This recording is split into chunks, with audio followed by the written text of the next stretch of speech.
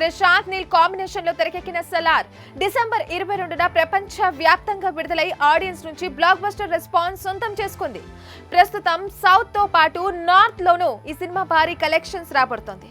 North లో సలార్ మొదటి 2 రోజుల్లో 31 కోట్లు నెట్ ని రాబట్టింది. ఇక షారుఖ్ ఖాన్ డమ్కీతో క్రాష్ కారణంగా బిగ్ సెంటెస్ అయిన మల్టీప్లెక్స్ లో సలార్ తీవ్ర ఇబ్బందులు పడుతుంది. నిజానికి మొదటి వీకెండ్ పూర్తయ్యేలోపు 50 కోట్ల నెట్ వసూళ్లు సాధించాలని సలార్ లక్ష్యంగా పెట్టుకుంది.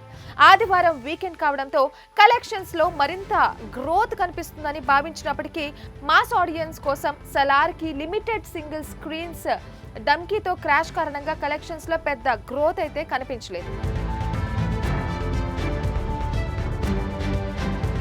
నిజానికి సలార్ సినిమాని క్రిస్మస్ కి వాయిదా వేయడం, దానికి తోడు షారుఖ్ ఖాన్ డంకీ సినిమాతో పోటీకి దించేందుకు నిర్ణయం తీసుకోవడం ప్రశాంత్ నీల్ చేసిన బిగ్గెస్ట్ మిస్టేక్ అని సినీ విశ్లేషకులు చెప్పుకున్నారు.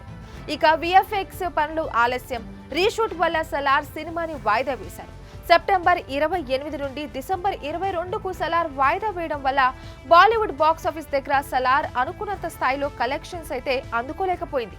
ఒకవేళ సలార్ సెప్టెంబర్ 28 కనుక విడుదలై ఉంటే హిందీలో మొదటి రోజే అత్యంత సులువుగా 31 కోట్ల నెట్ కలెక్షన్స్ ని అందుకుని ప్రపంచ వ్యాప్తంగా 200 కోట్ల గ్రాస్ ని క్రాష్ చేసేది. ఇక డమ్కీతో క్రాష్ ఏర్పడడం, మల్టీప్లెక్స్ బిజినెస్ కి సంబంధిత గొడవలు జరగడం వల్ల తమిళనాడు, కర్ణాటక వంటి నగరాల్లో మాత్రమే కాకుండా హైదరాబాద్ లోనూ డంకీ మూవీ సలార్ కలెక్షన్స్ పై తీవ్ర ప్రభావం చూపిస్తుంది. సుమారు 250 కోట్ల బడ్జెట్ తో హొంబేలో ఫిల్మ్స్ పాన్ ఇండియా స్థాయిలో నిర్మించిన ఈ సినిమా 3 రోజుల్లో 400 కోట్ల గ్రాస్ ని అందుకుంది.